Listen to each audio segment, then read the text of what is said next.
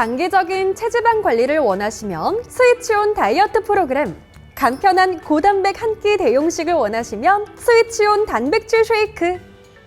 오늘보다 나은 내일을 위해 건강 스위치 온. 안녕하세요. 가정의학과 전문의 이진복입니다. 살 빼려면 적게 먹어야지. 나 다이어트 하느라 굶는 중이야. 별로 새롭지 않은 얘기죠. 그런데 최근엔 우리가 알던 단식과 조금 다른 개념의 단식이 유행입니다. 바로 간헐적 단식인데요. 무작정 굶는 단식과는 달리 체계적인 계획을 세워서 일정 기간은 공복을 유지하고 특정 시간에만 음식을 섭취하는 식이요법이에요. 하지만 이러나 저러나 굶는 것에 대한 두려움이 있기 마련입니다. 그나마 조금 있는 근육도 빠져버릴까봐 선뜻 시도하지 못하는 분들도 계시죠. 오늘은 간헐적 단식을 해서는 안 될 사람에 대해서 얘기를 나눠보겠습니다.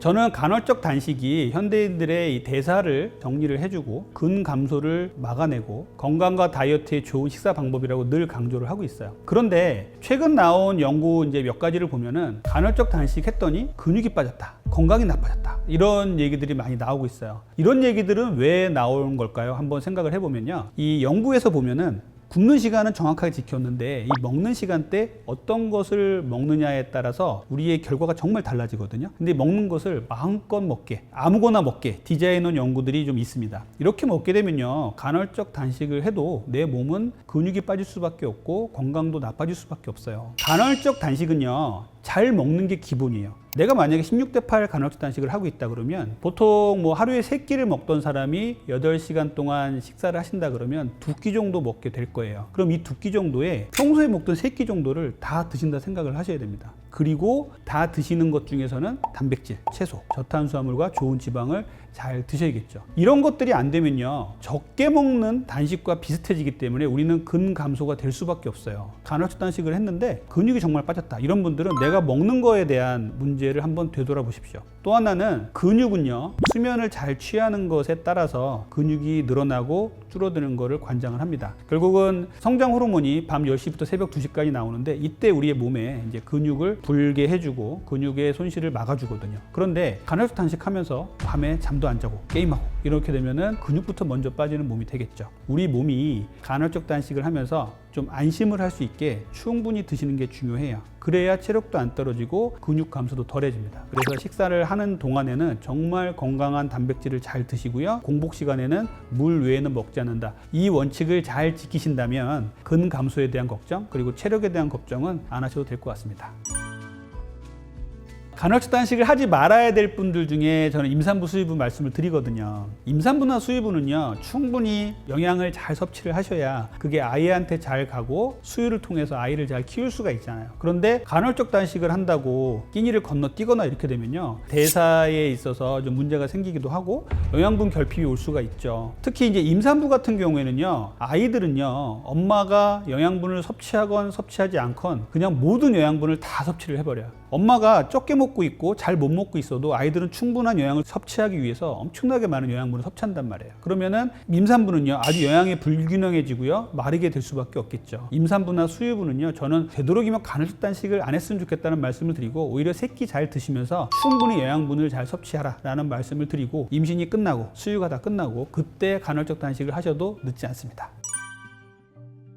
성장기 아이들에게도 간헐적 단식은 중요합니다. 그리고 효과도 있고요. 그런데 아이들에게 간헐적 단식을 적용한다는 게 정말 어렵습니다. 아이들은 스스로 통제력이 부족하기 때문에 우리가 집에서 아무리 아이들한테 몇 시간 이상 먹지 말고 잠은 푹 자야 되고 단백질을 많이 먹고 이 시간 동안에만 먹고 이 시간 동안은 먹지 말아라고 아무리 교육을 해도 아이들이 밖에 나가면 다 사 먹거든요. 제가 학생 때도 별로 먹는 습관들이 안 좋았다고 생각했는데 요즘 학생들은 더한 것 같아요. 밤에 학원을 갔다 오면 배고프죠. 스트레스 받고. 그러니까 밤에 잘 시간을 쪼개서 게임하면서 엄청나게 먹습니다. 낮에 못 먹었던 걸 또 엄청나게 먹거든요. 간헐적 단식의 기본 원리인 이 시간 동안에는 분명히 식사를 잘하고 그 이후 시간에는 공복으로 지키자라는 것들은 분명히 청소년들에게도 중요한 습관이에요. 꼭 강조를 해줬으면 좋겠습니다. 간헐적 단식은요, 청소년들한테 정말 중요하지만 교육시키기가 너무 어려우니까 인근의원에 가셔서 부모님과 같이 상의를 해서 부모님의 식생활, 아이들의 식생활 다 관리를 하시고요. 하나 말씀드리고 싶은 건요, 아이가 지금 고도 비만이나 비만으로 시달리고 있다면 학원 갈 시간이 없는데 어떻게 다이어트를 해요? 이렇게 생각하시면 안 돼요. 학원 갈 시간을 빼서 다이어트 할 시간부터 먼저 만드시고요. 남은 시간에 학원을 가야 되는 게 맞습니다. 지금 소아 비만, 청소년 비만의 시간을 놓친다면요, 앞으로 평생 비만으로 고생할 수가 있어요.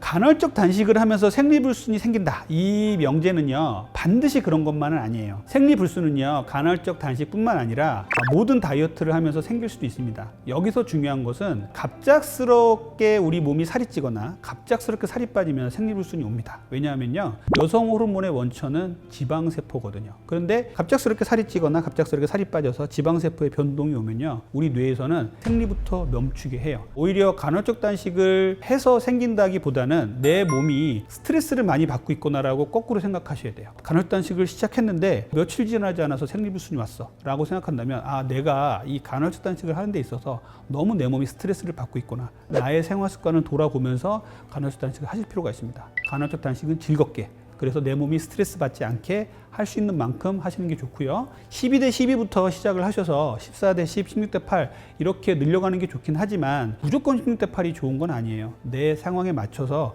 12대 10이라도 간헐적 단식을 통해서 단식 시간을 확실하게 지킨다면 내 몸은 건강한 몸, 또 다이어트가 잘 되는 몸으로 바뀔 수 있습니다.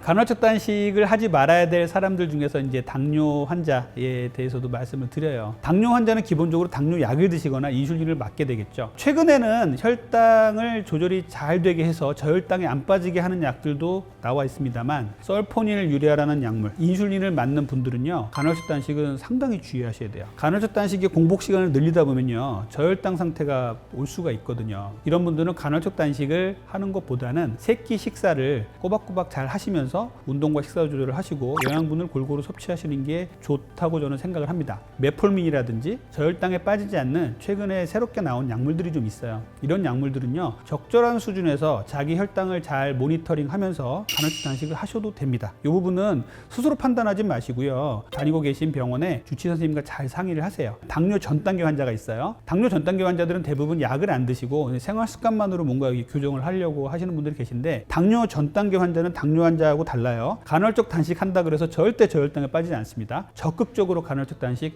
해 주십시오. 그러면 30% 이상 정도는요, 당뇨 전 단계 환자를 정상으로 만든 경험이 있어요. 그리고 내가 당뇨에 유전력이 있다든지 혈당 스파이크가 문제가 자주 있다 하신 분들은 간헐적 단식을 적극 추천을 드립니다. 그리고 갑상선 질환이나 신장 질환, 각종 대사 질환을 앓는 분들은요, 무작정 간헐적 단식 하지 마세요. 간헐적 단식을 하시다가 몸에 무리가 오는 경우가 많기 때문에 본인이 치료하고 계신 그 주치의 선생님과 잘 상의를 해서 간헐적 단식을 진행하시는 게 중요하다는 점 다시 한번 강조를 드리겠습니다.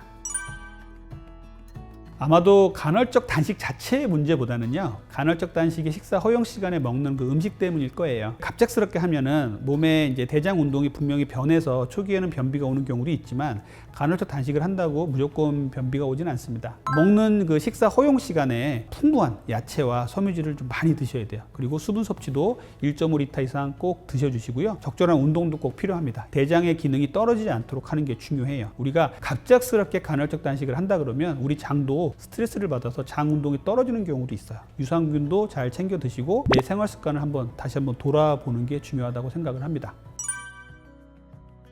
일부 연구에서 간헐적 단식을 하면서 잘 챙겨 먹었더니 근육의 증가에 도움이 되었다라는 연구들이 있습니다만 많지는 않습니다. 헬스를 전문적으로 하시는 분들, 이런 분들은 근육의 증가를 이뤘다는 그 연구들이 있어요. 그런데 일반인들이 간헐적 단식을 하면서 근육 증가까지 노린다?